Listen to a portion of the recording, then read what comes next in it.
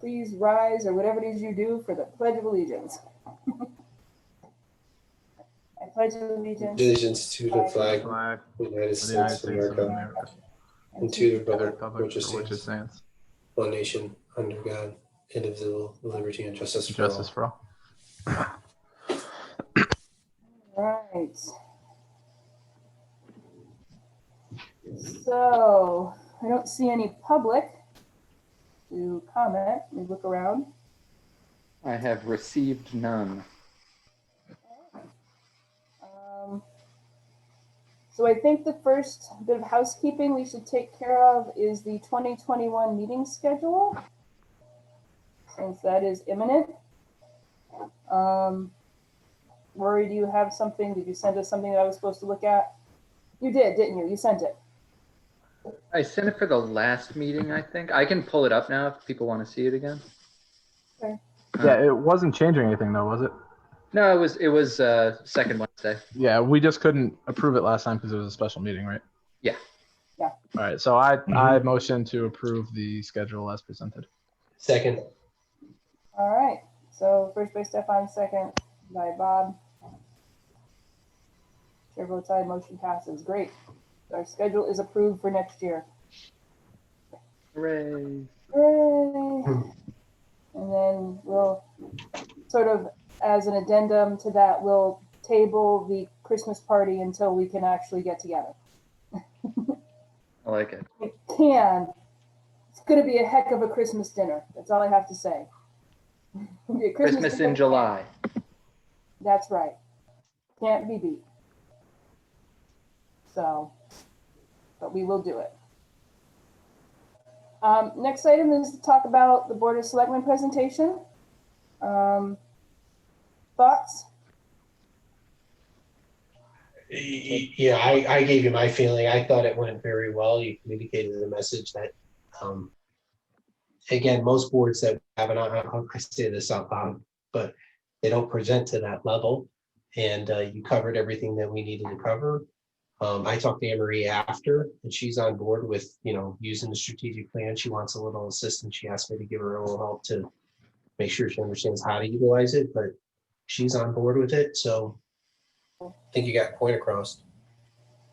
And again, even though the message wasn't positive in the sense that we didn't get all the tasks done, that's okay. Mm-hmm. You showed progress on the things that we did, that were done, and actions for the things that need to carry on. So Yeah, and I do feel strongly that if, this year had been like 2019, we probably would have knocked them off. I really do believe that. I think we would have, an overall majority of them would have been, if not taken across the goal line, definitely moved way up the field. Yep. So. Yeah, I mean, I don't think it's realistic to expect that we're going to complete every single item on the list, but we could have. We can all acknowledge that we could have done better in a COVID-free world. But I mean, we've set the groundwork. We've done a good job from our perspective, and the people who have actually embraced the plan. Progress is good. To Bob's point, we made progress. We are able to track it, which is huge. So yep, we're good. So I think that segues us nicely into our next topic, which is sort of what are we going to do to finalize? When do we put a bow on the items that are still sort of in progress? And Marie, I'm kind of looking at you. When do we say, okay, year's over? I mean, is there You mean for the 2020 items that were not completed? Right.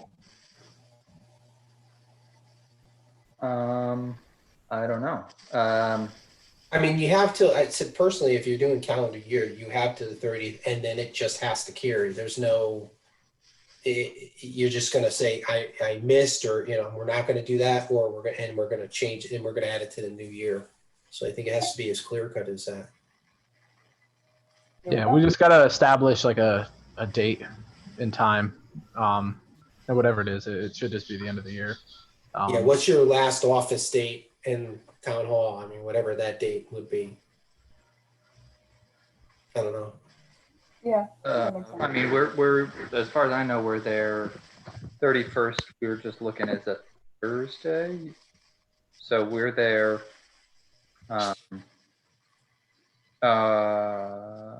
we might have it off. So then the 30th. Yeah. And then proactively, if you know some of those tasks aren't going to be done by then, we just close them out. So they're going to be in 2021. That's it. Well, that's, But if there's a shot for some of it that may get done before the 30th, then you keep it on or live. we have our senior staff meeting next Monday, 14th. So I will be bringing it up again. Everybody, when I was checking in with them to get the status updates before the Board of Selectmen, you know, I let them know it's coming a little bit. So they should be prepared, hopefully, for Monday, and then I'll let them know, like, I'll check in with them again, I guess, in the beginning of next year, just to see where they ended up, maybe before, probably before our first meeting. Okay, yeah. We'll see where they ended the year. And I'll report back to you guys.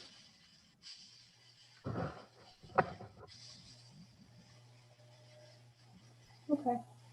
Because ideally, like we said, within the first month of the, the first year, whether it be February, or you want to be able to communicate what the 21 strategy is, or between February and March, so they have enough time to complete the tasks that are given.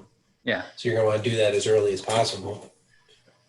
You know, for the things that will carry over, they should be well prepared. Well, right. They should already be working on those, right? Yeah. It would, but definitely in terms of if we're getting them new stuff, yeah, probably by February, I would think at the latest, we'd want to have. As early as you possibly can is ideal, right? So you give them enough time and enough room to be able to get all the tasks done, because you'll progress those out over the course of the year, but you just want to make sure you give them enough time to plan it out so they have a shot. I think the most ideal state of things would be if we would sort of, and this is probably pie in the sky right now, but if we would sort of meet with the department heads or whoever is going to be responsible for carrying out these tasks, like right at the beginning of January, and sort of come together around what can be accomplished in a year and set the plan that way. That would be the best way of doing it. Agreed. But so obviously anything not completed gets pushed to 2021. Not necessarily.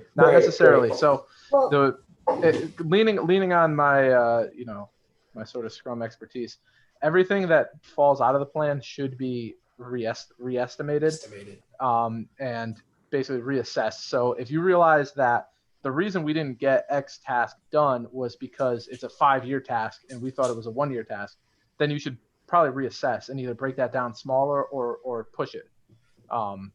So everything that doesn't get completed should be reassessed. Now, 90% of things that are already in work are going to just continue, right? Because most of the time you've made progress on it and you're going to be close to finishing it, but not every time. And you don't want to keep those things hanging around. And then after 3 years, this thing has been in your plan year after year, and you realize we've never gotten this done. Why is that? So everything should be reassessed at the front of the year. Okay. I mean, So what if we thought about it this way? So Rory, when you have your meeting on the 14th, maybe it's just as simple as asking the question, on a task that's not completed, will this be completed by December 30th? The answer is no. Then we know it's going to move to reassessment early January, rather than waiting till the end of, waiting till that additional 16 days for them to find out, nah, I'm not going to get it done. Yeah, that's where I was headed before. If you can get that done before that, you'll know what you're carrying over. Okay. The other things too, Stefan, we haven't talked about yet, and maybe it's, maybe there's something to it, but should we be t-shirt sizing some of these actions so that if it fits in a year or if it fits in 2 years, we know whether there's something that can be done within, so you're already identifying the size of the task, Yeah. So we know we're only going to be doing these in 1 year increments. So we should probably always have a t-shirt size of 1 year on a task. Now, I totally agree with that. I think to a certain extent we do that already. with our priority number, the 1, 2, or 3. Okay. We've kind of agreed 1 is what, high priority, and that's supposed to be, correct me if I'm wrong, 1 year. 2 is supposed to be within 5 years, and 3 is supposed to be within 10 years. Correct. Okay, so that was the number. That was the numbering for those. So we are doing that in sort of a broader scale than would be ideal, but a scale that is practical for what we do. So I think we're already kind of doing that. I think we could definitely break it down more. I think you could always estimate tasks better, but I think right now we're okay. But I think going forward, if we could update that, that would be nice. So if you pick a 2, then you know that it's going to carry over the next year, basically. What we're doing is not perfect, right? Because just because it's a 2 or a 3 doesn't mean it can't be accomplished in 1 year. Okay. If it's pulled into 1 year, it should really be called a 1, in my opinion. But for Or what we we break do it down. right now, we break it down into 1, 2, or 3. Okay. But maybe then if we have 2s that we think, are kind of on that line, rather than leaving the 2 as it is, we see if we can break that 2 down and make it into a bunch of 1s. Well, it seems like anytime we bring a 2 into a year, that we're gonna have to T-shirt size it or make sure it either fits in the year or break it down into the pieces that do fit in a year. You know. So this 1, 2, 3 scale isn't perfect for sizing, right? It's more about prioritizing. What we had sort of done last year, or maybe even more than last year now, when we broke things down into the other ABC abstraction, that was more like A is it's ready, essentially ready for sprint. B is we need to do some more refinement on it, and C is it's completely unknown. Right. That sort of scale, it doesn't have to be ABC, it could be whatever sort of denomination we want it to be. Mhm. That should also probably exist in addition to the 1, 2, 3 priority scale. So yeah, going to answer your first question, yes, we should probably be T-shirt sizing it, or Fibonacci, whatever. Right. Yep. Yep. Okay. So then it sounds to me, our sort of our immediate next steps are Rory's going to take a look at, get some feedback from the team on the 14th. And would it be practical, Rory, for you to be able to just shoot us an email back and say, hey, here's what happened? Yeah, if that's what you want. If it's easier to see it task by task, I can do that. If you want kind of broad strokes, I can just use the same template, the dashboard template and update it in the comments column. I think we have it, right? We have the dashboard. We Yeah. might as well try it out and really use it. Sure. Yep. That's easy. And then maybe because to be realistic, I think after the 15th, 16th, somewhere that week, there's not a whole lot of stuff that gets done anyway. People are winding into Christmas and New Year. So we'll kind of look at it as, where we land right after the 14th. And we'll start to sift that out. And then maybe, Rory, can we get together with the management team and talk about it early in January? Especially, during COVID, the senior staff meetings are by Zoom. Yeah. So if you guys wanted to, speak directly to the senior staff about this, I can just forward the invite to you. If you have the time, it's like 10 a.m. on the Monday each month. If you want to do it differently, we can certainly set it up another way. I think Zoom is fine. I think. Well, I just mean another time. Okay. Because I know you guys are all working, so if 10 a.m. on a Monday doesn't work, understandably, we can set it up another time. So I guess then the next question would be sort of to figure out whether 10 a.m. on a Monday works as part of the larger staff meeting. What topics would we be looking to cover in this thing? We'll be looking at, sort of the how to bake a cake kind of a thing, grounding folks in this mindset. Or are we strictly thinking we're just going to dive into the tasks and just look at them raw and say what can be done in a year. Because I think that drives how we In December, meet.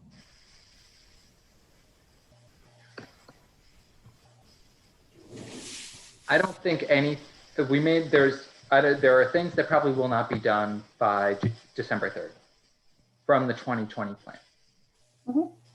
Mhm. Everything, even with COVID, 2 years is certainly enough, even with COVID, to accomplish, I think, everything on that list. There was none of the feedback I got was, this is too much. So if we're talking strictly about those items, then I'm not concerned about it. In terms of, if we're adding items from the 10-year plan, and what do we think can be done, or what smaller tasks can we assign that will, generate progress towards the larger goal? Sure. What if we sort of took stock of where we're at on the 14th? And then in the time between the 14th and the January staff meeting, we sort of get together with Anne Marie or with you as her proxy, Rory, and sort of decide what items we would like to prioritize and deem could be done in 1 year. And then for the January, and we send that out to the department heads ahead of time. And then at the January meeting, we pick which items to pull. And actually, that's a good point, because I don't know, the staff will be familiar with the 1-year plan, but I don't know how many of them have seen the 10-year plan. Right. We have to give them full transparency into the whole plan. They have to be familiar with it. They have to come into that January meeting. And really, at the end of the day, if you want it to be successful, they should be the ones ultimately picking what to pull into the plan, into the 1-year plan. We can guide them as much as necessary, but it should feel like their choice, and ultimately it should be their choice. And if there's something that's not in the plan that they feel that would be beneficial to the town, they can add that. Right. So I'm hearing, from what I'm hearing and sort of in my mind, we need to be a separate session. It feels like there's going to, or we're going to be eating up a big chunk of your meeting. Right. Well, if we want to do it right, then we should have a dedicated time period at the beginning of the year where we lay out the 2021 plan, the 2021 1-year plan. Mm-hmm. I mean, I think a couple of things, right? Like, yes, I can and will send them the 10-year plan and say, guys, read through this, familiarize yourselves with it, because we'll be addressing it. We'll get the update on the 2020 plan. If I'm hearing what we're saying right, we are going to put together stuff for, I don't know when, in terms of other stuff we would like to include, or is that going to be a kind of joint process? What I think we should have for the staff to make it easy for everybody is, maybe by January 1st or shortly thereafter, we should have a fairly prioritized list of all of the items in the 10-year plan, particularly the ones that we think can be accomplished in 1 year and are important, right? So the ones, let's say. Mm-hmm. And we should have that list, and it should be available to the teams, let's say, so they can start thinking about whether or not they can pull those in, and they agree that those are high priority for them. And if they do agree, then all we have to do is at either the normal staff meeting or some other meeting that we call for the purpose, is we allow the teams to basically say yes or no, or they decide what they're going to take in off of the prioritized list that we've provided them. And really, at the end of the day, Anne Marie should probably be the one prioritizing the list, right? Yeah. Or the first selectman's office should be the ones prioritizing the list. Our role should be more to facilitate that everything gets done properly. That now, I definitely This- feel like it we may need be- to get Anne Marie looped in. yeah, it may be hard to accomplish that this January. That may be a big ask, right, for a lot of these people. But establishing that is going to be really important to creating the culture of the strategic plan that we've talked about a lot. I mean, have they, so from the strategic planning process, have they been introduced to that at all, Rory? Like what we've talked about, or? I would probably say not a whole lot, right? The process, Yeah, like basically what we just gave the select. kind of, yeah. Yeah. No. Yeah, I think that should be the first thing we do with them, so they Yes. recognize that as the, we're looking at this as a direction and how we're gonna manage things moving forward, and Yeah. So maybe the Well, January meeting could be simultaneously we lay out our process to the teams, and we also introduce the backlog to them, the plan Right. to them, and then we say, okay, we'll be back in February. At that time, we would like you guys to have an idea of what you think is feasible to Selected. complete by the end of the year. right. And, So we you can know, establish the that, goodness and then this way you'll have it running by the end of February. You'll, is- Yes. And then at some point, that the full strategic plan is going to be fully visible to the team, and they will be able to interact with it, as needed, or they'll be able to at least make suggestions as needed that we could add to the plan. yep, And I have already prepared, and I think I sent them out earlier, a couple of learning aids. The simple deck that it sort of breaks down an agile mindset or the methodology into very simple terms. what's important, Rory, is they also have to recognize that they really did do that in FY20 unbeknownst to, I mean, we're not really changing anything, but the fact that they're more involved. I mean, from a process standpoint, they did do that. No, I mean, nothing, neither the strategic planning process nor Agile is anything but kind of like codified best practices with jargon. And That's so all it is. it's Yep. pretty Yeah, intuitive, absolutely. but we can just, if we kind of show them where we're coming from, I think that will help a lot.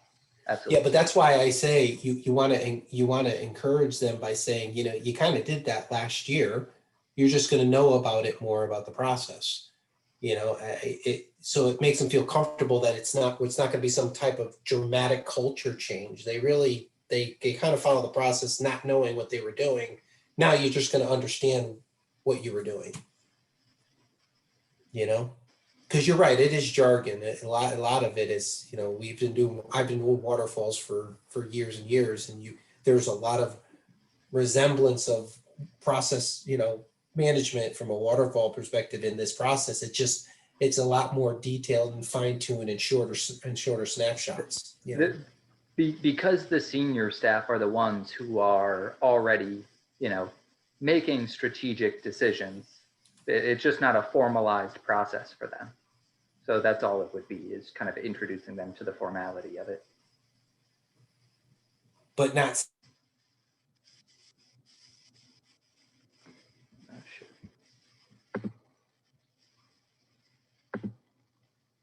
They've been doing this already. This is not a really big change.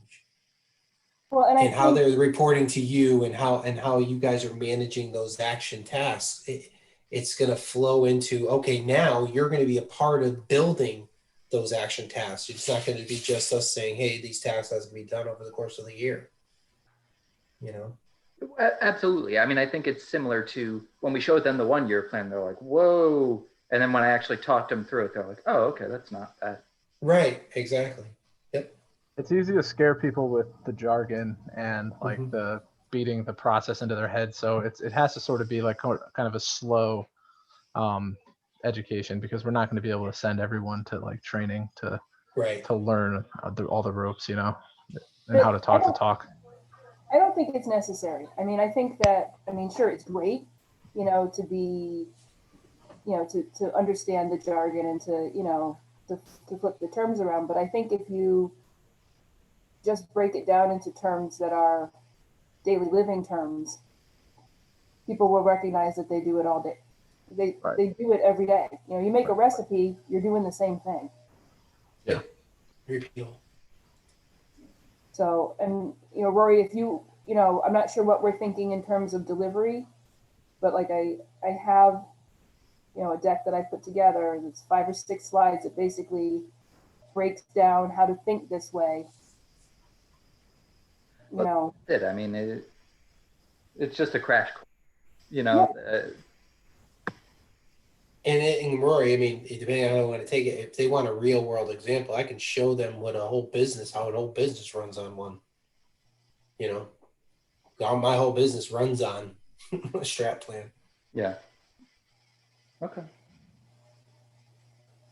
And I think if we look at between, Bob and Stefan and myself, the 3 of us do live these things every day, but the company I'm in now, it's a brand new software program. It's a brand new business line. So it's the very early days of a strategic plan.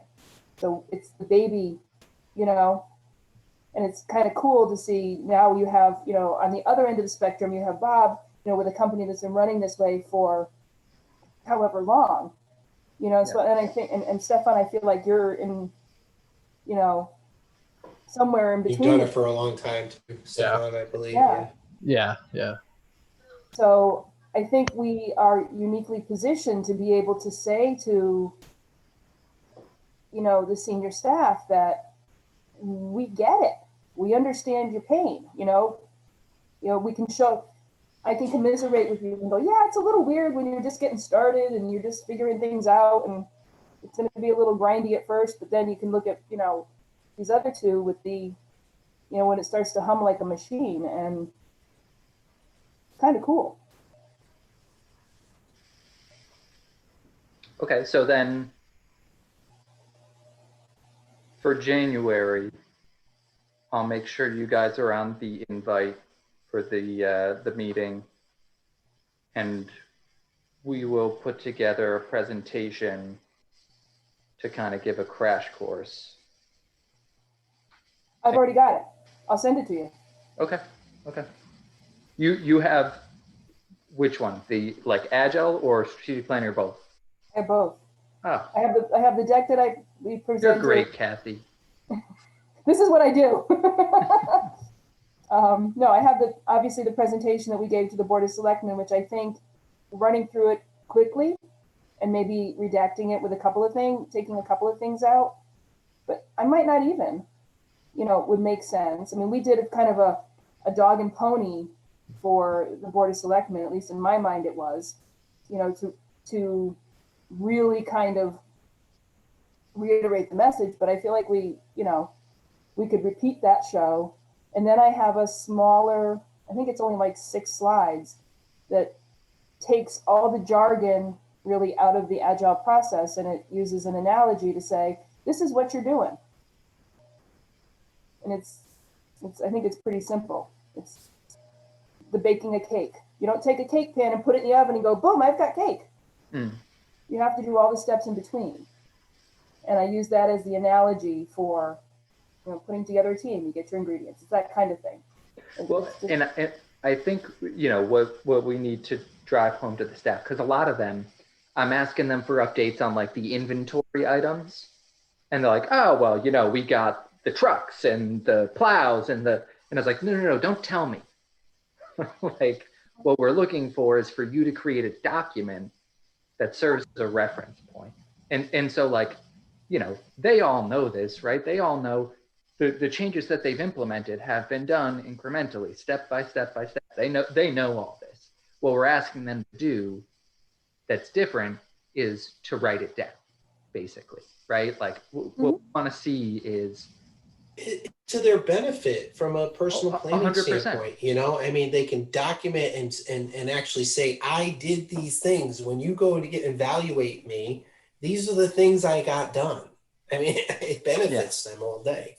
you know. Well, and I think that's why maybe using the deck that we delivered last Tuesday,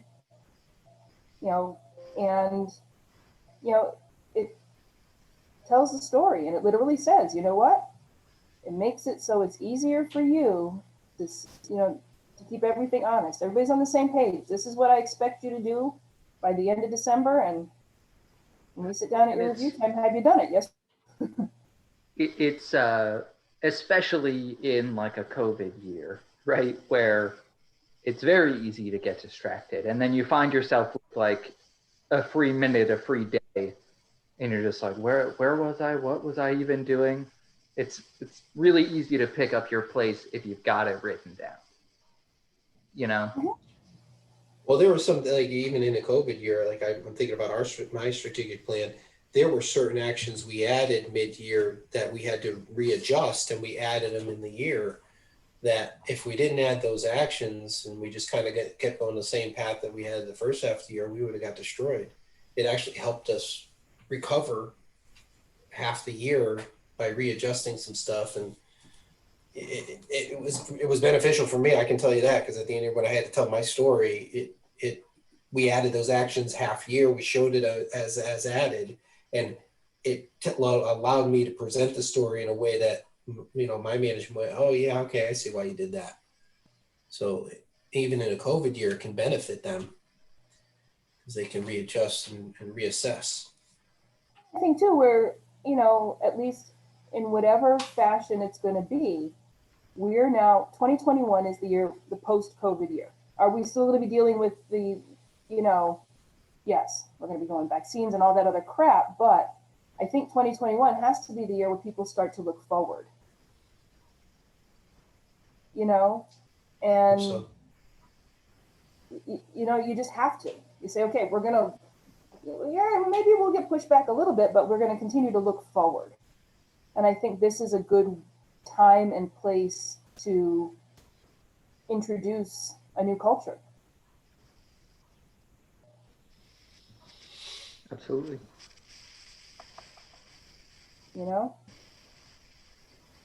So, I mean, I think if we position it as, from a place of optimism and from a place of, building new and building, better, stronger, faster, maybe people will get excited about it. I mean, where I'm at now with a new program, it's kind of exhilarating to be building something instead of watching things just falling down. Yeah. or at least to document and see the progress of the fruits of your labor. What I mean? Yeah. That's important.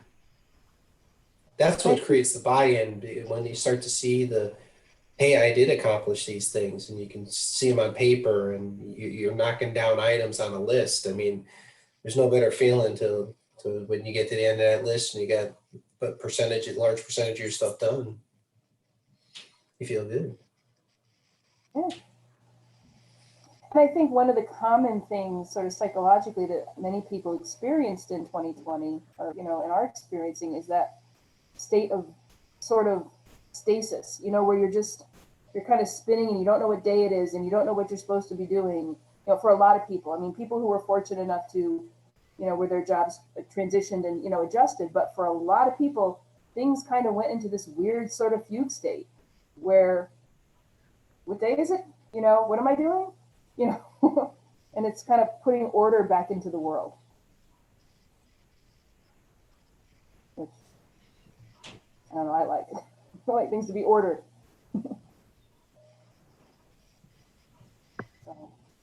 All right, cool. So we know sort of what we're doing for the end of 2020. We wrap this puppy of a year up, and we know where we're heading into the beginning of 2021. At some point, we're going to want to start putting our tasks to paper, so that we can look at the end of the year. Where's so the dashboard as a living document, where's that going to reside? I think I was thinking about the other day. What's that? I think it's got to live with Rory. Yeah, but Rory, you got to put that in an accessible area. It's got to be a place where, It's gonna go on the website. okay. I But so that's from a visual standpoint, but from an update and management standpoint, it's got to be in an area that it can't be on your hard drive. You know what I mean? I think Yeah, we that's a talked a good little point. bit about this, like a SharePoint or I have, so we have like a shared, everybody has their own individual network drive. And then we have shared departmental drives. And so I have a folder, strategic planning, on my personal drive. I'll just move it to the network drive. That's a good point. okay. Yeah. That's gotta, I make that, I mean, that's gotta be important to you. So, cause it's gotta be something that's accessible to the whole team. So they can, you may, at one point, you may have them do the updates. You may do all the updates. I don't know how you're gonna do it moving forward, but they have to be able to see it, at least view it whenever they need to. So, Yeah, we could, the problem is because it's not many, but the police are on their own domain. The schools are on their own. We don't really address them. and you don't use Microsoft Teams or anything like that, correct? No, I still haven't. It's on my list, but I haven't talked to Rob about it yet. Teams would be a good one if you did inevitably. I mean, you're gonna have a short-term plan, but if you do go to Teams would be a good way to have it accessible to all. Then you could create a team with all the departmental heads, and then they'll see the updates, everything. They'll have access to it. Yeah. But until then, I think the network drive is fine. Okay.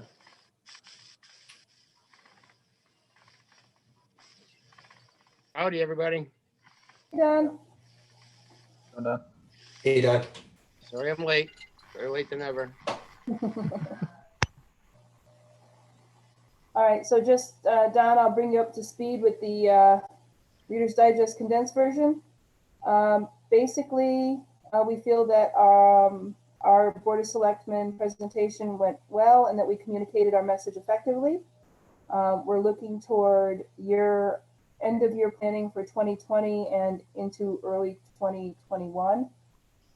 That's going to look like Rory is going to be sitting with senior staff on the 14th and taking stock of where we are on the last few items on the 20 plan, to see if there's any that are going to be wrapped up by December 30th. And he's going to communicate that information back to this team following that meeting, so we know where we are and what's going to shake over into next year. And then we are going to touch base with Anne Marie. If I'm summarizing this correctly, please somebody correct me if I misspeak. We're going to touch base with Anne Marie, try to get some feedback from her on which of the larger plan goals are going to be folded into 2021. We're going to take a look again at our Bs from last year and our 2s, and kind of figure out what we can start to shake out and present. And then in January, we're going to be in some form and fashion meeting with the senior staff to lay the groundwork for them on the culture change that we hope we're going to see with their internal planning, likely presenting a version of the Board of Selectmen presentation to sort of level set and provide a crash course on agile methodology without, sort of strip it down and make it simple and easily consumable, and provide support to go over the list of items that have carried over from 2020 into 21, the list of items that may have been identified by for Selectwoman Dragonis, and then sort of encourage them, senior staff, to start to bubble up the list of items that we're going to be putting into the 21 plan to tackle for completion within that 12-month period. That about right? That sums it up. Okay, Good. and that's where we're at right now. Great. So, are there any, oh, we also approved the 21 meeting schedule that Rory has previously distributed, and I think may distribute again. And the Christmas party will happen at some point. But whenever it does happen, it's going to be great. So, We never did get to one last year, did we? Did we do it last Jan? Yeah, we went to Bangkok room. Oh, that's right. yes. Did we actually do it in January? That didn't sound like it. It was pretty early. It was definitely earlier than the other two I've been a part of. Yeah. Wow. That's a good thing we did that. Definitely before March. Mm-hmm. Otherwise, we would have had to make up 2 Christmas parties this year. So, all right. Well, do we have any other items that we wanted to go over tonight? I feel like we got a lot of good thinking done.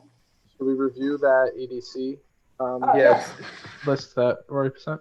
There's 2 items. I'm sorry. Yes. yeah, there's the EDC list, and then there's that the pay plan that the Board of Selectmen forwarded.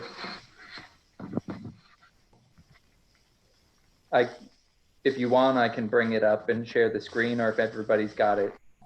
Yeah. If you could bring it up, I think it would make it just easier for everybody to see it all. We're all playing off the same sheet of music. Which one? The EDC? Oh, you bring it up? So which one do you have more handy, Roar? Sorry,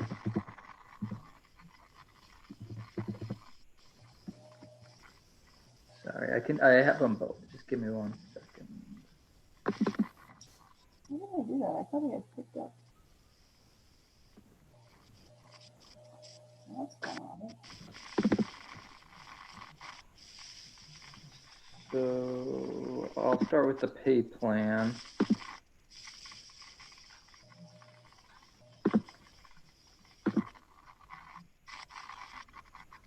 All right, everybody see it? Yes. So the basic idea was,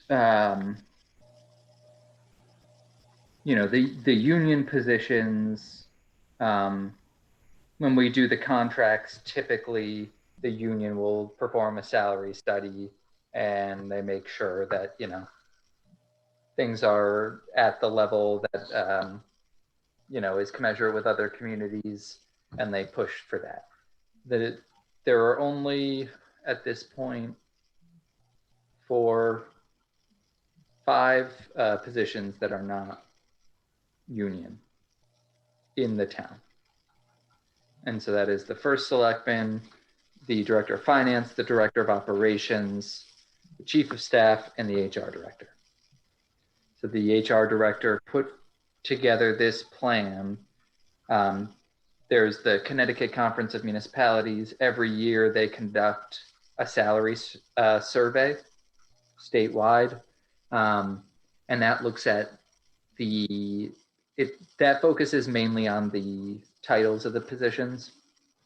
And so the HR director took that and cross-referenced it with population and set a range that Seymour falls within, and then cross-reference that with the job descriptions of the positions where you could get them to make sure that they line up, because different towns do things differently, obviously. And the resulting document is this. So I don't know, I don't think that there is a table of contents. I think it just dives right in.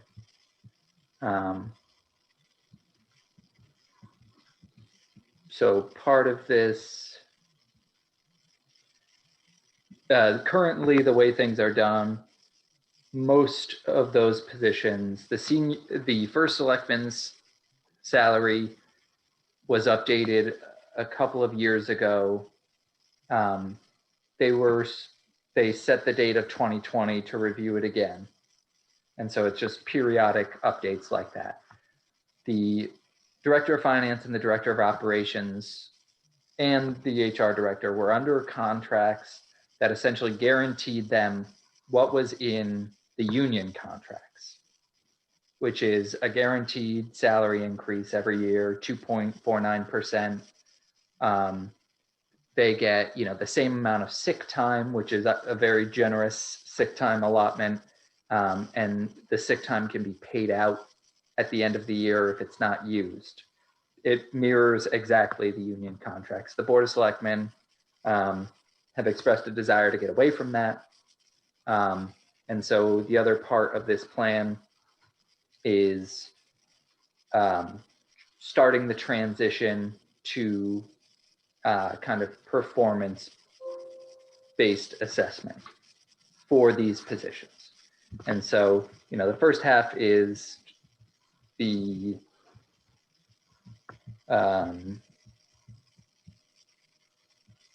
this is all about the evaluation and him laying out the procedures. And then he has a bunch of forms and documents that he created. And so you can see this is the salary adjustment. So this is an annual review process. And this would be done by the Board of Selectmen.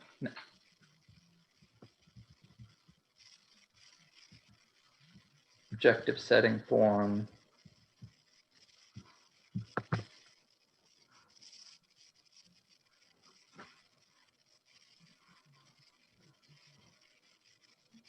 And ideally, some of these things, so and just to add, if there were strategic plan items that could be put on the personal plan, theoretically, they could do that.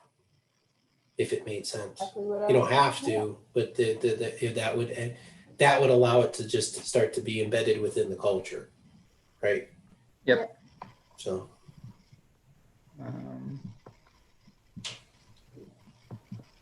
The evaluation form.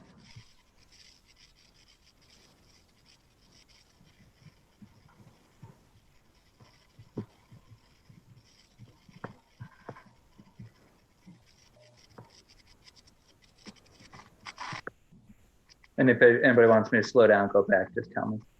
All right. Well, I can send it back out also if people want me to. Well, I think that our task associated with this document is merely to determine whether it fulfills the requirement as set out in the strategic plan, correct? That's what I communicated in the meeting. Yeah. So to bring it to you guys, it was strictly that the task was complete. Yep. So, we would not comment on the content or,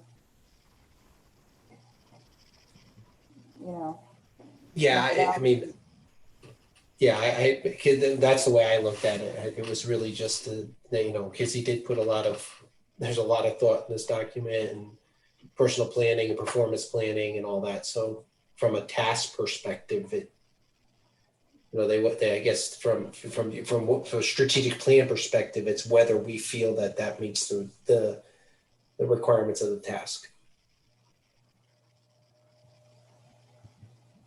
So then my next question would be, is this satisfactory to Anne Marie? Because I think while we have laid out the task to complete a pay plan, whether or not it is a successful satisfaction of that task is dependent upon the fact of whether it meets the needs of the customer. Well, yes, right. but then that would have to be identified in the task. So Right. I think it meets Anne Marie's, because it did meet the board. So I think everybody had agreed upon it from a board perspective, and everybody was in compliance with it. I said, but the point, if you're going to say that, if you're going to build tasks, it would have to have that as a measurement point that it has to be accepted by the select people. We didn't do that. He accomplished the task. It was approved. Sorry about that. Excuse me. Sorry. Hold on a second. Yeah. Sorry about that. But that, that's the way that I mean, Yeah. Stefan, do you see it any differently than that, or Don? I mean, that's to me.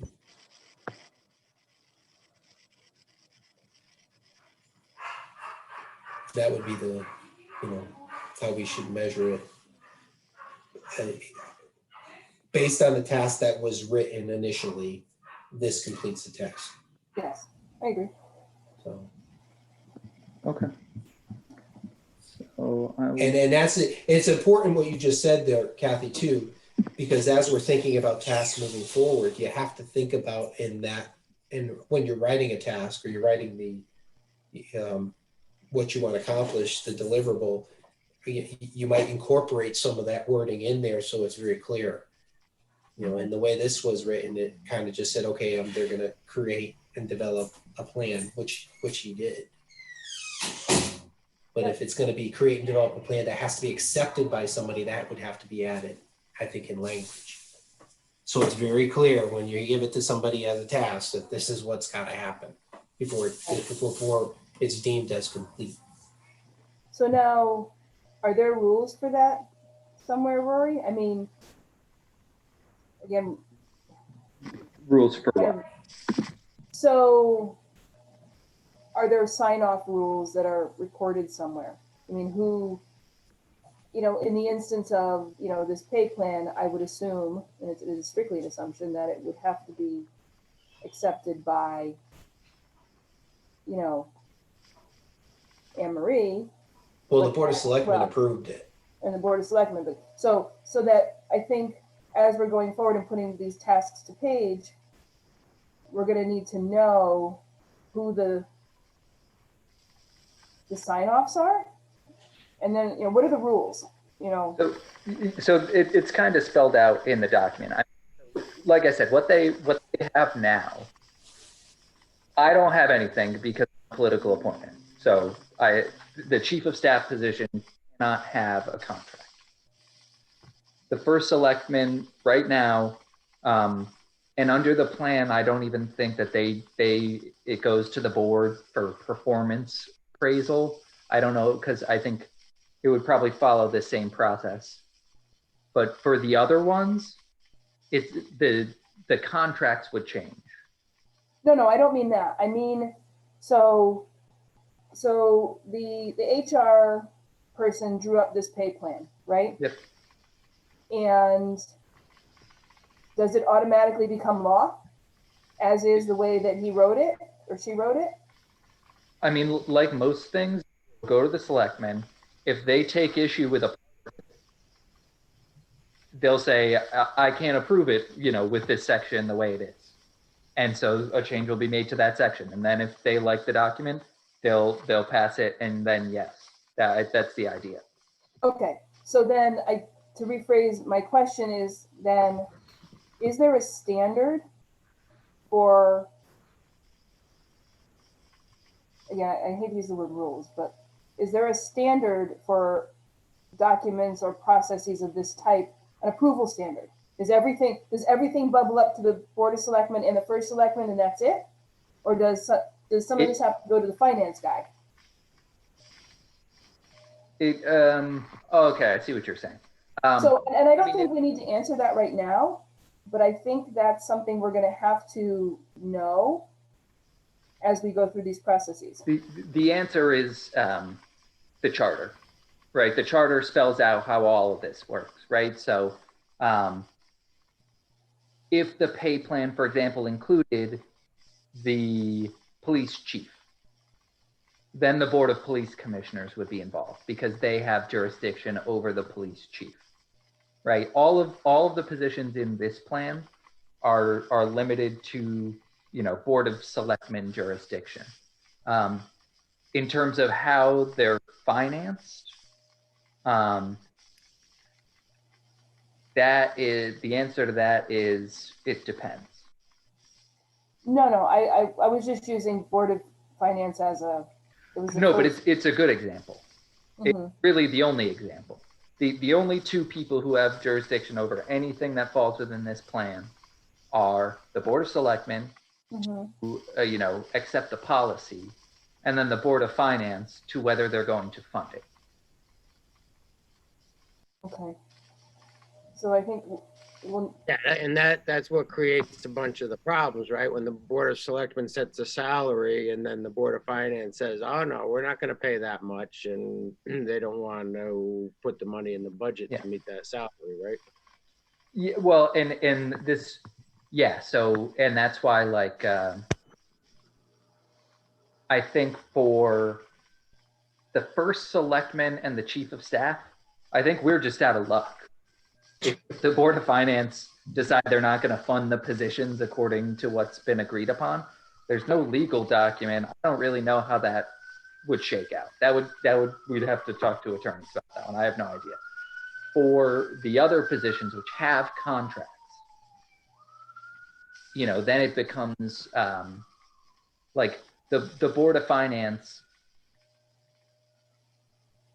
if a position exists and there's a contract, it's like any other contract that the town has. They can't just decide not to pay a bill because they don't like, you know, what it is. So for example, if they disagree with the school bus provider, they can't just not pay it. There's a legal document binding the town to pay that. So, you know, whatever the structure of the contracts for these positions going forward is going to be, you have a salary, your benefits are minimal, they're not going to match the unions anymore. This is what the selectmen want to get away from. So that it'll now just be, here's your base salary. Now, every year there's going to be an annual review process with us that determines, you know, whether you get an increase and how much it is. And that's within the you know, the terms of the contract. So there shouldn't be that much conflict with it. Right, and we took that into consideration when we came up with the salaries, so that it compensated for the fact that you weren't getting the same benefits as before. Yeah. And Right, and so the other thing is that Bill Sawicki, as the chair of the Board of Finance, has been involved in the discussions. He has seen this document. You know, he's one man. He's not obviously, you know, the majority of the board, but I guess.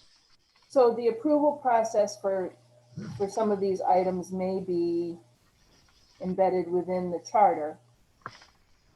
So then I think as part of a task that's bubbled up from a senior staff member, the approval process should be included. Included in the document?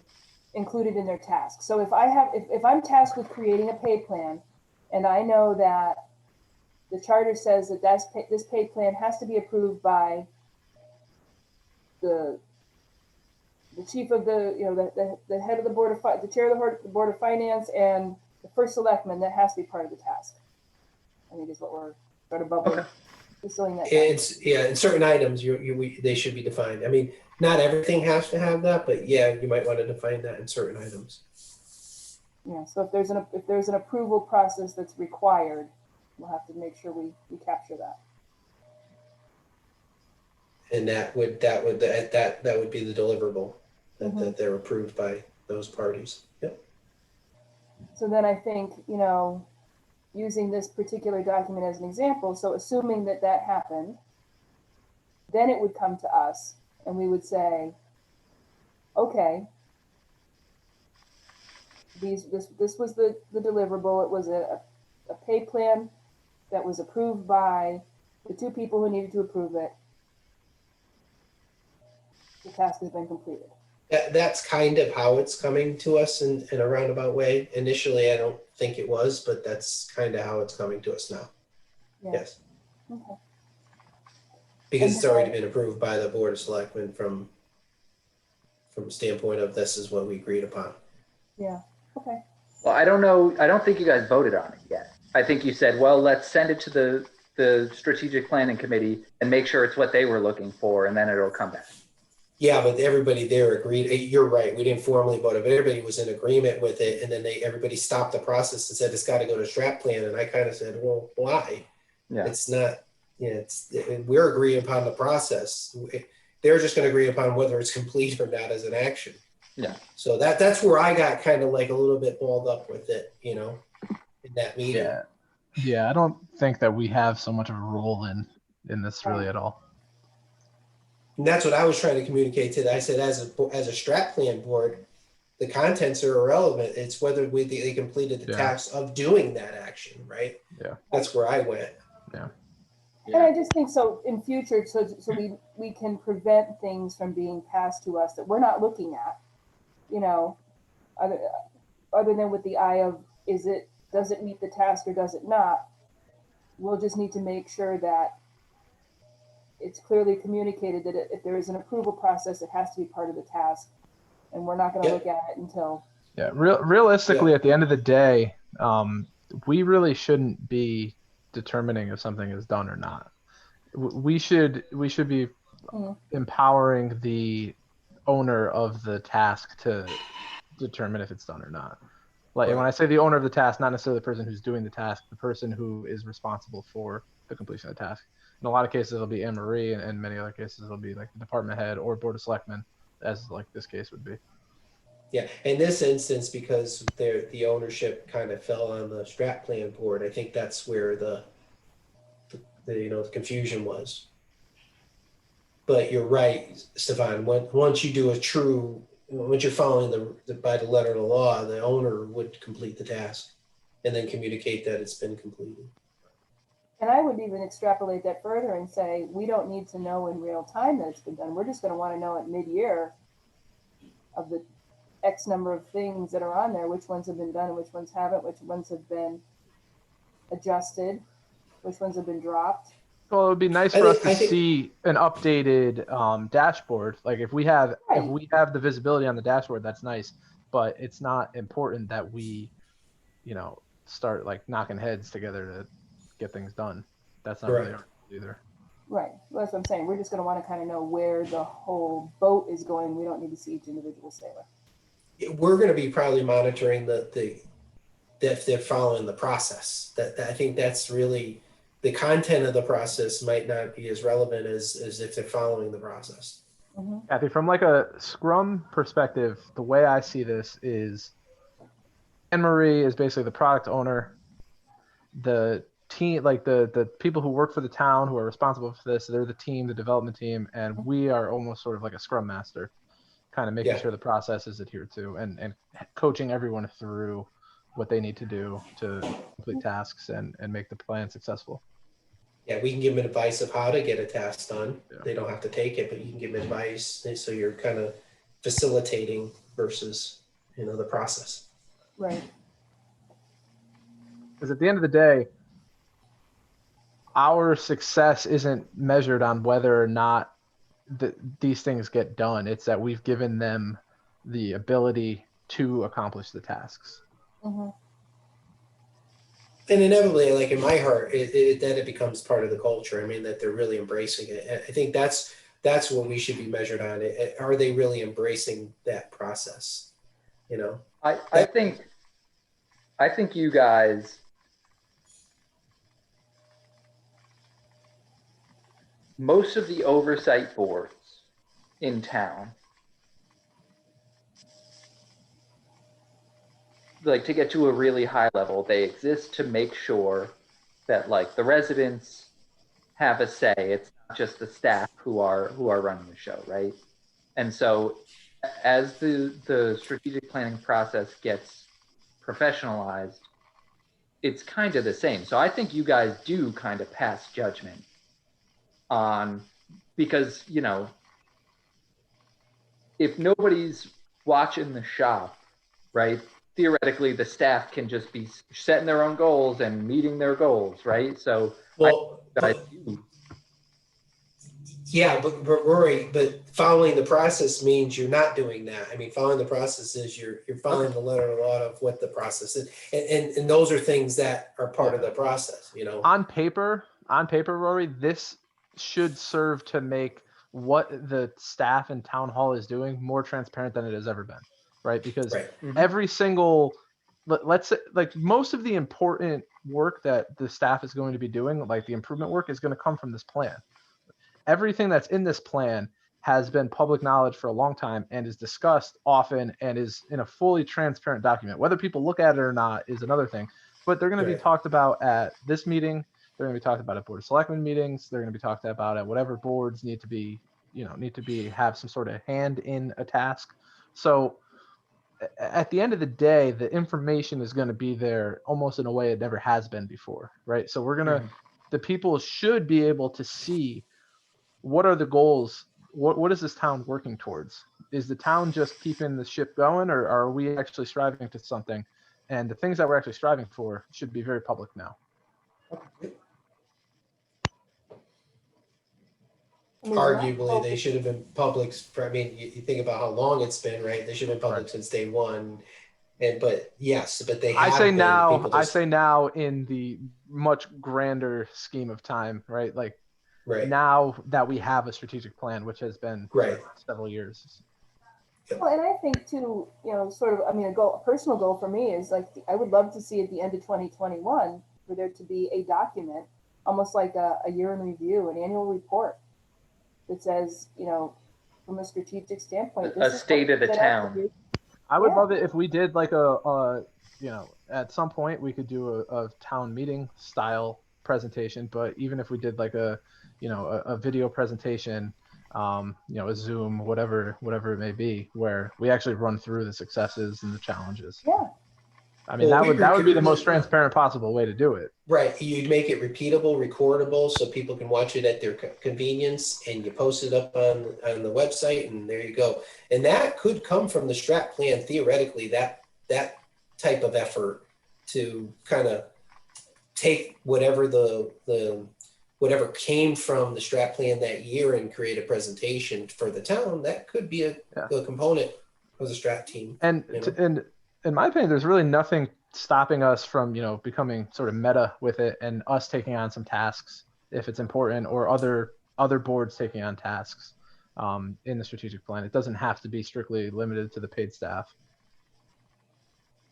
in the right circumstances, obviously. I think I agree. I think it's important to get the staff to a point that they're driving the process. And then ideally, right, once they get to that point, that is culture change, right? Then people are built in, the planning is built into the process. And that's what we've always wanted. And at that point, when the culture is planning, even the volunteer boards, I think will pick up on it when in the interactions they have with staff in their capacity, I mean, it would be great. Again, that's what the responsibility of this board should be, is to make that culture change or help that culture change. I mean, it would be fantastic if we can get to a point where all this board does is sort of go to the residents and ask, where do you want to see the town in 10 years? And just do that continually and take that feedback and bring it to the people who are actually going to be able to do those things. Yeah. We're nowhere close to that, but that is where I would see this board being. It's good to have a vision in 5 years. We could gather information to have items that could be added to the strat plan that are going to be for the betterment of the town. Exactly. I mean, that is really the ultimate goal, right? And then the department leads can either, I mean, we would provide all the information. Then it becomes the department leads to either own them, take them on, maybe say why they can't do it, and do it that way. We've talked about it a million times, right? We can't. The five of us can't make anybody do anything. there's no legal argument, there's no moral argument, there's no argument of any kind that says that we can make anyone do anything. The way we do it is we convince people that this is the best way to do things. We show them examples of why this is the best way to do things. We continually review that things are getting done, and it's partially because of the way that we've helped implement things. And we create that culture where there's buy-in to strategic planning and following a process, and we see the results. That's the best that we can do. Yeah, And we're pretty close to being able to do that, I think. we can't make them do that, but that's Anne Marie's job. Right. Well, again, At the end of the day, we got to having her convince buy Anne into- Marie that it's good. Yeah, having her buying into the culture is going to be critical to the culture change. Even Rory, I mean, I'm saying, Rory, you're part of this board, but your buy-in is critical because those guys are going to recognize how you're going to use the strat plan in a periodic basis to communicate, you know? So. I kind of tie it all up, like having a strategic plan that has input from the residents of the town, it has input from people up and down the chain at town hall, that's truly a better, more ideal way to like govern, right? Because it's much better than having one person come in with their agenda and just doing whatever they want to do, which is possible, and that's what a lot of places do. But if we have some sort of guiding document that keeps things moving along in a progressive way, that's great. That's ideal governing. And this way, that leadership, whoever is it, so when you have and it's all based on the vision and mission, the long-term vision and mission, right? And if you have that person who's the first selectwoman or first selectman, whoever it is, they have to make the more difficult decision based on budgets and things like that are going to have to come year on year.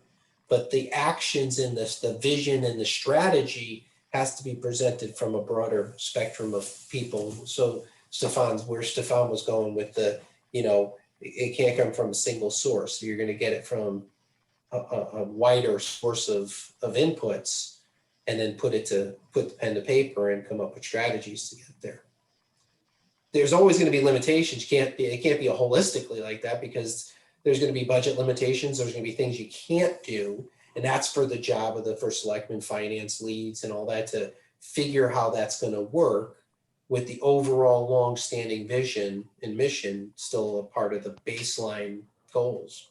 Exactly. It's like we take what the town needs and we source that from the town, right? The people in the town and the people who make things happen in the town. And then we present that and say, hey, here are great things that would be helpful for the town. The alternative is sort of people going to meetings and complaining about a certain thing to the point where the Board of Selectmen or the Board of Finance or whoever takes action on it. That's not the healthiest way to do things. We know that. All of us have been to enough of those meetings where it's not always the most productive way to do things. This is a much more productive way to do things. Well, it's proactive, right? You have a bigger vision, and you can communicate when it's not there yet. You can at least communicate how it's getting there. That's the other thing too. To round out, so some people it's all or nothing. It's my way or the highway. But you can at least have a rational conversation of the progress that you're doing to get to that point where it may make sense to somebody. You might not be all the way there, but you might get a percentage of the way there, so that you can meet halfway and everybody's happy, right? And it's also, so in a way, it's creating a culture shift also, not only internally, but externally. Again, now we're talking, we're nowhere near there yet, but if we create that culture where people have a place where their voice can be truly heard, they can see that their voice has been heard because it translates into an item, an object, on a task, and then they see it be completed. Here's the key.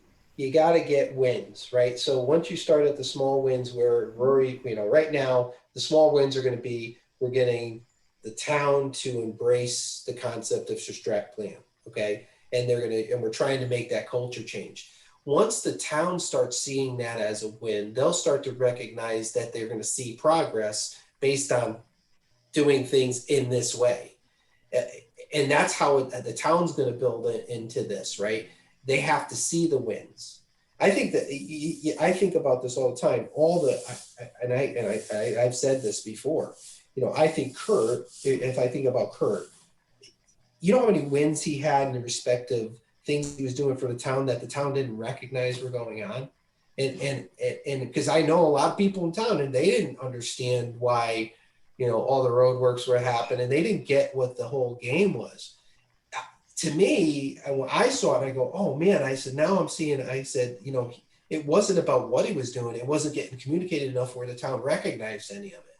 So I think that we have to make sure that the promotion of this and making sure that people can see the wins and how the strat plan, getting things done on the strat plan is producing something is critical so that then they can start to embrace it and see it. So if, again, starting small, getting the people in the town to believe in it and use it as a process, it starts to snowball and get everybody else to understand it. I had a conversation a couple of years ago down at the fish ladder, and it was somebody who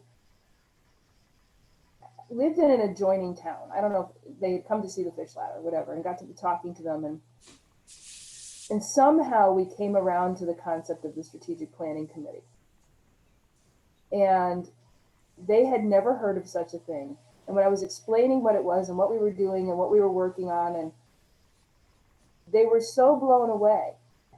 But we had been plugging away at this monster, and it was a town, maybe it was Oxford. It was a town that somebody, they probably should have known. Maybe, you know,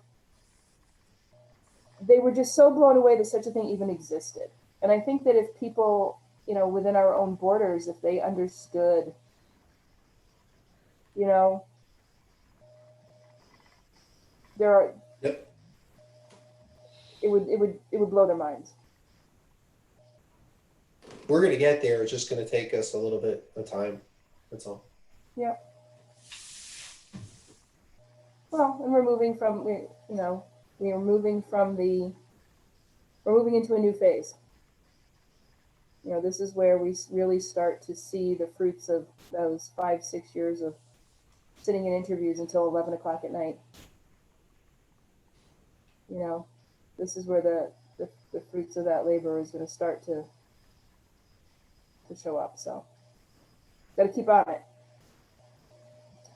All right. So, what was the other? We had another document to look at. Yeah, the economic development one.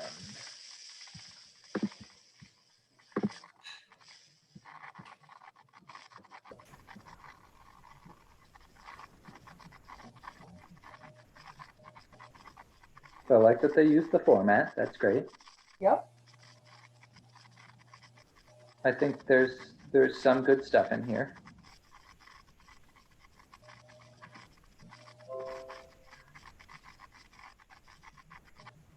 You know, I think like some larger takeaways. This top one, you know, where they're discussing P and Z. I think that's an aspect that has been ignored or at least not pursued as much as it should be, because that's a big part of it. And they're doing well now that we've got somebody overseeing all the land use boards. It's heading in a better direction than it has been. But if we were to get, you know, a director back in there who actually has some knowledge about, you know, things we can do zoning wise, you know, having them be a liaison between the two would be great. So this may be wild thinking, but what would happen if we took this bit of data, this document, and we served it up to senior staff? If for nothing else, as an example of, you know, here's some data that you might look at. We may come to you in future with something like this and ask you to look at it and say, well, what part do I have in this? I struggle with the wording So again, and I'm a little bit meticulous on this because it's important to ensure the Planning and Zoning Commission continually updates the zoning regulations to facilitate appropriate development. It's not measurable. Yeah, I mean, And it doesn't. in their defense, we have something very similar. You know, No, the same and exact that's wording. not, I get it, yeah, and it might be, but I struggle with that wording, right? I mean, it has to be measurable. There's got to be something that identifies. You want it every period. You want it, you know. And I was looking at this one. Oh, I'm sorry. I'm looking at mine here. Okay. Shouldn't the deliverable be allocate municipal funds to key projects where appropriate? And Right, then so, But figure also, out how to like, get it done. isn't that's literally like the definition of government. Allocate funds to projects where appropriate. Right. Well, that's yeah. That exactly. one's obviously I nonsense. struggle. But Right. so, but don't forget, we had piles of these things that we took and we ran them through a filter. And the filter that we ran them through was making them, is it measurable? If we can't answer, we flow charted it. Is it measurable? Yes. Okay, great. No? Can we make it measurable? And I just don't think That doesn't to me, it doesn't give you, and it really doesn't identify any action to promote economic development. They didn't like Sadie had prepared. Give me a second so I can find hers. Sadie had prepared one that was they didn't like it, I think, but I thought was great in that. Let's see. Well, I think the reason why people may not like it is because would like this version rather than perhaps Sadie's version is this one you can check every box now and say, yeah, sure, I'm ensuring the P&Z is updated. Yeah, I put $5 towards something that I mean, Yeah. This is done, man. I allocated municipal bond, done. I'm good. Yeah, and it's not measured. It's just sort of Actually, wishy-washy. okay. I mean, there you go. Hold biannual events for all Seymour businesses. Did you do it? Yeah. Nope. Okay. You keep that one. And made very minimal edits. So what does those biannual events do? Like, that's the thing. Like, okay, hold biannual event. Well, there was more detail on what it was. No, I know, but I think that's the stuff that has to be spelled out. Right. Yeah. Now, who did the person that gave you this? Are they still around, or was this a drop and dash? So this is Sadie gave us basically this, Yeah. on her way out the door. Correct. So the one that's being shown. I pulled Sadie's up. They clearly at least used it as the baseline. It's not exactly the same. Okay. So an exercise then is to go and tear it apart. If you look at the title, it's a second draft. So I think they made edits to Sadie's, but it's very similar. And this came, Kathy, to answer your question, from the current chair, who's been on the board for a little while now. Okay. I mean, there are some good ideas buried deep within this, right? Like, yeah, I'm not questioning that. There is, but you have to, that has to come out more. for sure. And they put it in the template and they made it, a good effort to meet, I think, what they thought without us communicating more directly to them about SMART goals and everything. They did what we asked them to do the last time we spoke with them. Yeah, basically get something on paper, and then we would work with it and work with them and tear it apart. And yeah, I think they spend a lot of their meetings complaining how we didn't hire someone already. So that's another problem, but that's my own feeling. I think we can tear this apart and get down to the bottom of the good ideas, like, But look at even, all right, the same, go back where you were. Under in the aesthetic category, it says implement design guidelines for new development in downtown Seymour. Well, you can't implement them if you don't have them. So the task could be create design guidelines. Right. Now you've just, by changing one word, you've made it measurable. Correct. Yeah, and that's what I'm hitting on, Kathy. Those are the things that we have to really, because it has to be everybody has to read it and go, I get it. I know what the action is. I know what the task is. And I think that as this committee evolves, that is what a big part of what our role can be. Maybe that's feedback. I mean, I think it is important to make sure we've captured if something gets applied to the 10-year plan, if we're going to add it, it should probably come to the committee for review of not the action, but at least make sure it meets the requirements of a SMART goal. Mm-hmm. That could be something else that we're a part of. We also could focus first on the higher priority ones too. Like mm-hmm. we don't have to feel like we need to sit down and bang through this whole list all at once and make them all actionable right away. We start with the high priority ones. You gather more information, and you make them actionable, and then you work down the list. Correct. Doesn't have to all be at once. Or you give it back. You help them get to the first view, and you give it back and say, "This is how you create a SMART goal." Exactly. Right.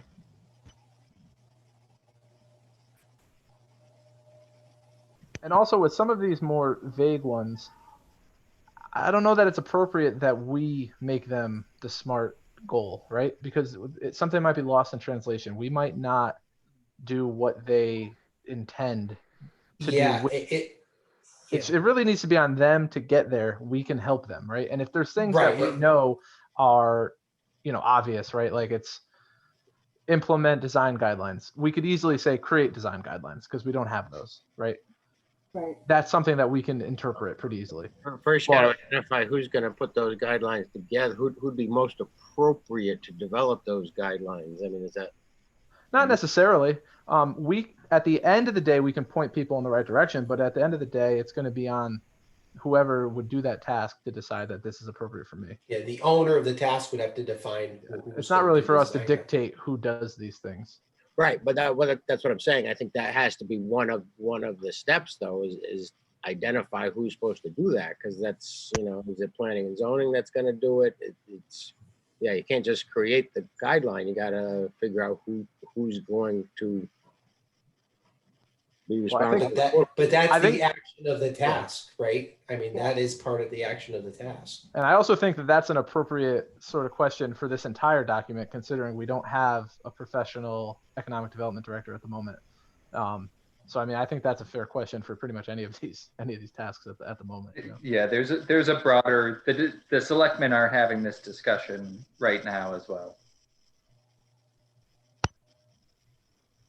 But I think also by helping people draft them as SMART goals and measurable goals, it will reveal, the questions. So going back to them and saying, implement design guidelines. And when we say to them, well, to make it measurable, what design guidelines are you going to implement? We're going to paint all the trash cans purple. Okay, great. That's measurable. But then they're going to come back and go, well, we don't have the design guidelines to check the box against. Okay. So it's sort of taking them through that thought process of you can't do something that doesn't exist. Right. It does help them get there, Kathy, and it helps them to create other tasks, right? So that might create another task, right? Or they may go, well, we really don't have anything to do with design guidelines because that all belongs to some other group. I don't know who it would, but the town architect. I don't know. So Yeah, you're probably gonna get some, most of those architectural review guidelines, those are all kind of usually in planning and zoning, section of the zoning regs, but yeah, you've got to get professional staff involved to develop those. That's not just, that's not Right, just, exactly. the committee can create the vision, but the guideline is gonna, they're gonna need staff to do that. Yeah. So I always correlate this when we do product development. Stefan, you might relate to this. When you do product development, the sales guy is going to say, I want this, right? And they want something and they'll give us their own description. They don't know what it takes to get there. They don't know the engineering development. They don't know any of that. They just say, well, I want this thing. Then then it's for the teams to kind of go out and find out whether it's feasible to even do, can we even do it, and how we're going to get it done. So, giving it to and that's where where other tasks are generated. Yeah, that's And like then, a requirement or a user story or whatever you would call it. correct. And Yep. then the team gets a hold of it and they actually refine it and make it actionable and create subtasks. And Exactly. Make it actionable, because Yeah. it'd be some illusion of grandeur that the sale guy came in with, but then it's got to get real where we can create it. Yeah. So. But I think we're also setting them up for success, because, once you make it measurable, once you take them through that process to find out, okay, yeah, this is something really that is under our purview and we really can do, this is a feature we can deliver in the product, then they can actually say they did something. And show them how they, so. And I'm all about the spin. I just want to say we have a good team here. I think this is of all the boards I've ever been on, we say this all the time, but all the boards I've been on, this is a good team, especially for I love being a volunteer on this one. board. Yeah. Yeah, I love being on this one. yeah, me too. 2 meetings a year, it's great. No, I think we all bring, what I think is fun about this board is we all bring professional experience. We know what we're, for the most part, in my case, but we know what we're talking about. We're good at what we do and what we bring to the team, but we're all passionate about it at the same time. We all get it, understand that it's important, and that it is, it can make the town better, the community that we live in. I wish I was on it earlier. I don't know, 5 years ago, probably not. Well, yeah, 5 years ago would have been amazing. That was a grind.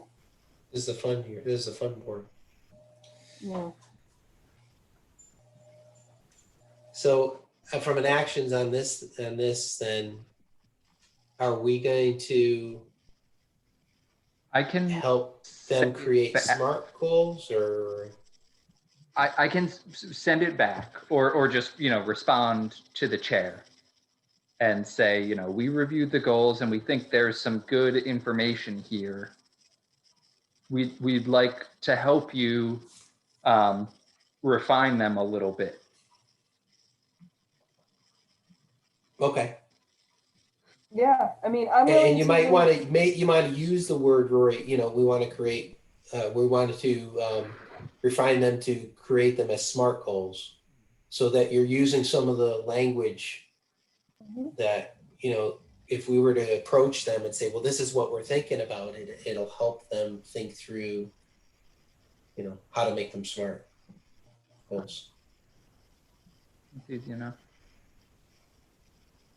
And I think this is a good example of the board that we're going to become. Yes. We're literally doing what we want to do, which is saying, okay, great. Now let's take what you got and let's. Yeah. You guys own it. So that you manipulate it, point them in the right direction, give them some of the, and then it'll be like, oh, okay, now I see what you're talking about. Now, okay, yeah, now we can, Yep. Enlighten them a little bit. Yep.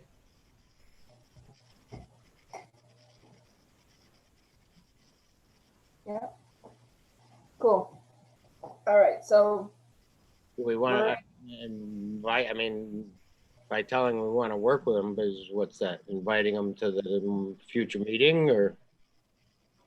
Or we can go to their board meeting too. I mean, if that makes sense. To me, it feels like something that, and I'm not volunteering or not volunteering, I don't care either way.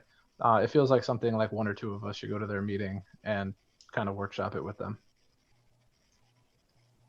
Yeah. Yeah. Yeah, I want to talk to the whole committee and not just the chair, right?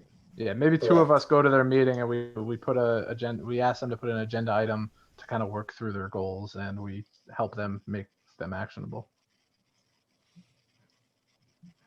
yeah, and I think And this we will can be a little challenging as they're creating their goals and to say, okay, then how's that going to be measured? And we can ask the questions that lead the witness so that they start thinking about it in that manner. and even if more than two of us want to go, I mean, it wouldn't hurt any of us to to be a fly on the wall, to be available. Yeah.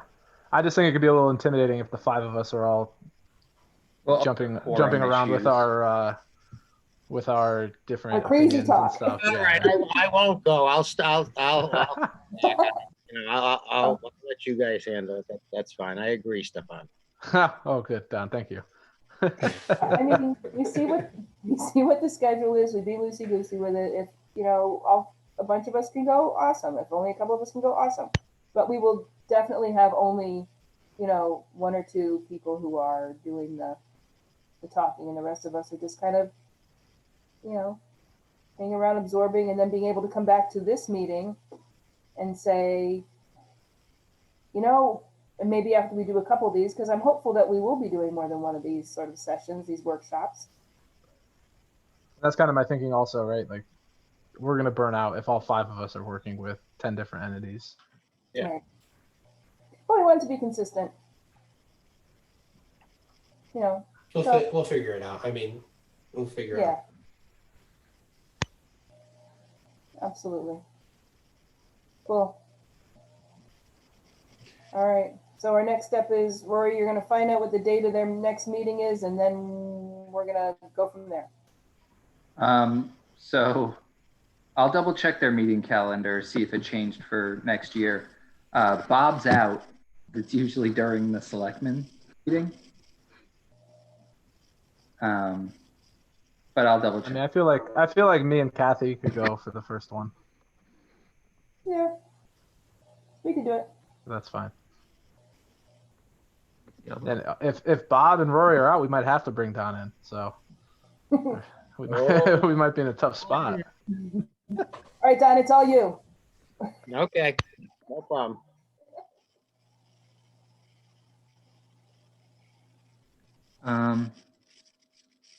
Yeah, I think they kept the same time. So Yep. Roxy's actually part of that board, so it's probably best. that's right. That's right. Who? My wife. Oh. The last thing she needs is you trying to tell her how to do her No, job. that's why I don't want anything to do with it. She might be more strict than I am, though. She also knows all these processes. So. Well, whichever. We'll figure it out. All right. Do you have any other items for discussion tonight? I don't. Good here. Don, how about you?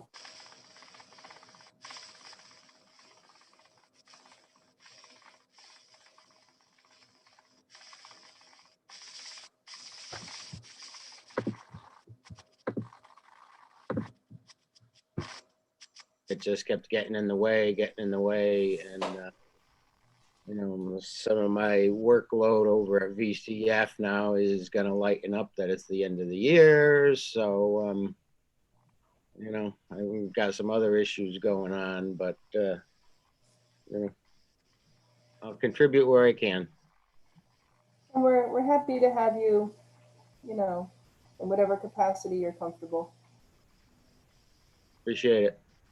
So, there's, you're an integral part of this team. You've been with it since the beginning, and you have a body of knowledge that, we may not otherwise have at our disposal. So we'll take you when we can get you. All righty. Appreciate it. So, all right.